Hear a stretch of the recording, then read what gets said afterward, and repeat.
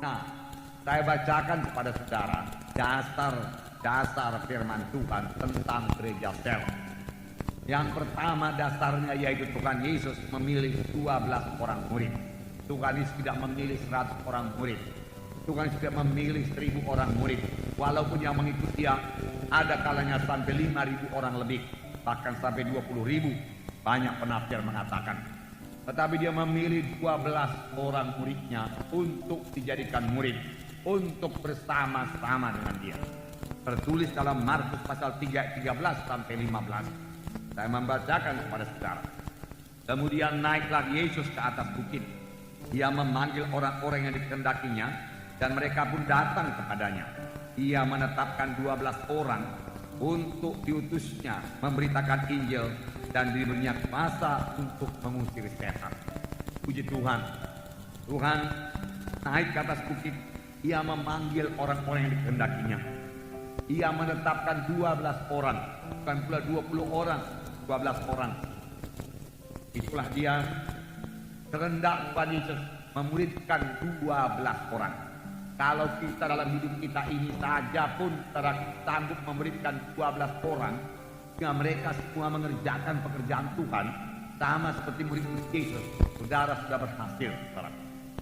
Tetapi firman Tuhan berkata pekerjaan-pekerjaan yang dikerjakan akan kamu kerjakan. Bahkan pekerjaan yang lebih besar daripada ini akan kamu kerjakan. Sebab aku pergi kepada Bapa. Tapi biarlah kita genapi dahulu 12 orang murid, barulah kita naik lebih banyak lagi. Amin, saudara. Itu sebabnya jumlah jiwa-jiwa dalam KKS, dalam satu kebaktian kelompok sel, tidak melebihi 12 orang. Kalau sudah lebih 12 orang, kelompok sel itu sebelah jadi 2. Tetapi sebelumnya tentunya harus ada yang jadi murid yang bisa memimpin KKS tersebut. 12 orang kudusnya memberitakan Injil. Jadi dalam KKS ada pemberitaan Injil, dalam kelompok sel ada pemberitaan Injil, dan diberinya kuasa atas setan-setan. Jadi sekaligus Tuhan melengkapi, Tuhan bisa melengkapi, dan Tuhan mau melengkapi kita. Untuk menjadi pemimpin kelompok sel bukan berarti saudara mesti bertalenta luar biasa, berhikmat luar biasa, tidak. Tuhan Yesus memilih orang-orang yang biasa saja menjadi muridnya. Kenapa? Karena Tuhan Yesus lebih mementingkan penyerahan diri daripada kesanggupan. Kesanggupan bisa diberikan Tuhan, tapi penyerahan diri seseorang kepada Tuhan tidak bisa dipaksakan Tuhan. Itulah dari diri kita sendiri. Tapi saya percaya siapa yang menyerahkan diri kepada Tuhan akan diberkati Tuhan, akan dipakai Tuhan, akan dilengkapi Tuhan. Amin, saudara. Puji Tuhan. Kita lihat lagi yang kedua dasarnya, yaitu dari gereja pertama. Sidang pertama bertemu di rumah-rumah. Yang pertama bertemu di rumah-rumah juga pada waktu dia masih ke bait Allah. Nah, Kisah 2:46-47 berkata, dengan bertekun dan dengan sehati mereka berkumpul tiap-tiap hari dalam bait Allah. Mereka memecahkan roti di rumah masing-masing secara bergilir dan makan bersama-sama dengan gembira dan dengan tulus hati, dan sambil memuji Allah. Dan mereka disukai semua orang. Dan tiap-tiap hari Tuhan menambah jumlah mereka dengan orang yang diselamatkan. Nah, dengarkan baik-baik. Mereka masih berkumpul di bait Allah. Kita juga masih kebaktian minggu seperti ini. Ada kebaktian pemuda-pemudi, ada kebaktian kaum bapak, kaum ibu, dan lain seterusnya, ada 2 sapaan. Tetapi di samping itu mereka juga bertemu di rumah-rumah. Apakah mereka perbuat di rumah-rumah? Ini dikatakan mereka bersama-sama makan dengan gembira. Dengan gembira. Amin, saudara. Dalam KKS harus ada kegembiraan. Harus ada gembira dalam KKS.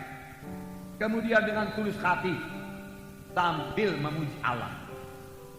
Jadi dalam KKS ada pujian pada Tuhan, ada persekutuan dengan Tuhan, ada kegembiraan, ada sukacita dalam KKS, ada persekutuan satu sama lain dalam KKS. Saudara, itu bukan persekutuan doa, itu bukan hanya penelahan Alkitab, bukan. Itu lebih daripada hal-hal tersebut. Itu adalah persaudaraan, keluarga Allah. Amin, saudara. Kisah 20 ayat 20 saya bacakan. Sungguh pun demikian, aku tidak pernah melalaikan apa yang berguna bagi kamu. Ini Paulus berkata, aku tidak melalaikan apa yang berguna bagi kamu. Aku ajarkan semua. semua kuberitakan dan kuajarkan kepada kamu, baik di muka umum maupun dalam perkumpulan di rumah kamu. Dalam perkumpulan di rumah kamu. Jadi sudah cukup banyak ayat saudara menerangkan bahwasanya mereka bertemu di rumah-rumah. Di rumah-rumah. Puji Tuhan. Gereja ini juga dimulai dalam pertemuan di rumah. Saudara.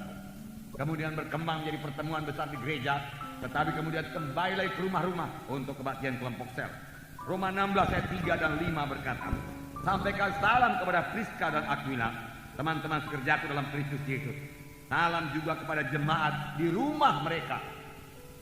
Jadi ada jemaat di rumah Aquila dan Priscilla. Ada jemaat, puji Tuhan, tidak heran Aquila dan Priscilla diberkati Tuhan, karena mereka menampung sidang Tuhan di rumahnya. Lalu dalam rumah itu hadir Roh Kudus, hadir kuasa Tuhan, sama sebagaimana rumah Obed Edom diberkati dalam segala perkara karena dia menampung baik Allah di situ. Yang ketiga, mengapa perlu KKS ini? Ya, tidak seorang pun mempunyai seluruh karunia-karunia Tuhan. Tuhan mau memberikan karunia-Nya supaya saudara minta, supaya saudara merindu.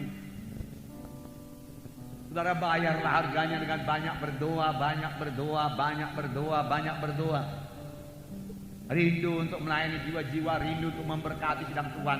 Karena karunia Roh Kudus hanya diberikan untuk memberkati sidang Tuhan, untuk kepentingan bersama, firman Tuhan berkata. Tuhan tidak memberikan karunia-karunia Roh Kudusnya kepada jiwa-jiwa yang tidak bersekutu dengan Tuhan, yang kurang peka kepada Tuhan. Sebab dalam menjalankan karunia-karunia Roh Kudus kita harus mendengar suara Tuhan. Untuk itu perlu persekutuan dengan Tuhan, perlu persekutuan yang dicapai dengan doa kepada Tuhan, doa kepada Tuhan. Tetapi tidak ada seorang pun punya 9 karunia. Hanya Tuhan Yesus yang punya seluruh karunia-karunia Roh Kudus. Kepada seorang dikaruniakan karunia menyembuhkan, yang lain karunia nubuat, yang lain karunia mengartikan makna nubuat, karunia hikmat, dan seterusnya. Tetapi kalau itu digabung maka itu menjadi lengkap.